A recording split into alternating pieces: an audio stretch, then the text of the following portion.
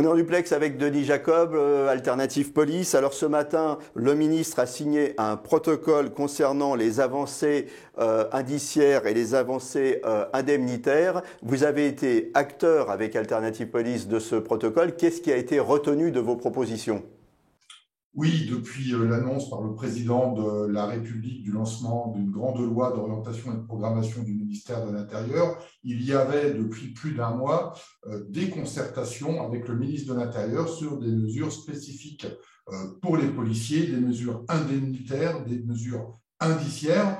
Et aujourd'hui, ce matin, nous avons, par le biais de la CFDT, signé ce protocole à l'unanimité d'ailleurs avec toutes les autres organisations syndicales. Et les mesures phares qui ont été obtenues, et la principale, c'est que tous nos collègues qui étaient promus brigadiers sont reclassés dans le grade de brigadier-chef avec une grille indiciaire provisoire sur 5 ans, mais qui va permettre d'avoir une reconnaissance de leur investissement au sein du grade de brigadier pour lequel ils avaient passé un examen, parce qu'aujourd'hui, le grade de brigadier disparaît. Alors ça va se faire progressivement avec une mesure d'entrée en vigueur au 1er juillet 2023, mais ce grade disparaît et donc on ne pouvait accepter que nos collègues brigadiers soient dévalués, déconsidérés et reclassés dans la grille de gardien de la paix. Alors par contre, qu'est-ce qui est en deçà des propositions que vous aviez faites ?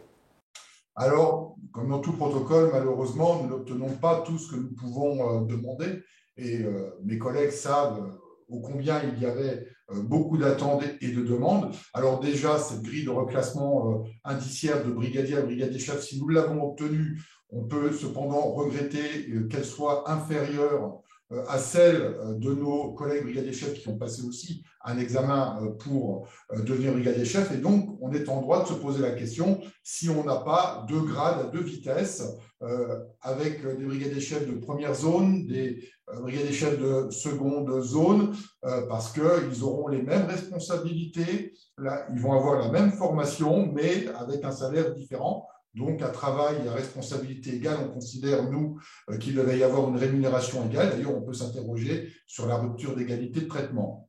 Nous avions également demandé le doublement de la prime pour les officiers de police judiciaire, de façon à ce qu'elle puisse être revalorisée annuellement à hauteur de 3 000 €. Malheureusement, elle passe de 1 296 à 1 500, soit un gain de 17 € par mois, ce qui est insuffisant. Et puis, la prime pour les unités de voie publique de 100 € par mois, que nous considérons comme étant une prime qui doit être attribuée à tous les policiers qui font de la voie publique. Or, le protocole indique que cette prime sera attribuée en fonction de certaines missions et la liste de ces missions sera définie dans quelques semaines, dans quelques mois seulement. Donc, à ce jour, on ne sait toujours pas qui exactement va toucher cette prime. Naturellement, il y a d'autres mesures, je ne peux pas tout détailler parce que c'est un protocole qui fait 16 pages, mais voilà, globalement, c'est un protocole qui reste satisfaisant. Ça dit d'ailleurs l'engagement du ministère de l'Intérieur et du ministre en personne pour le cycle de concertation qu'il a engagé, puisque la revalorisation des grilles indiciaires de tous les grades de la police nationale,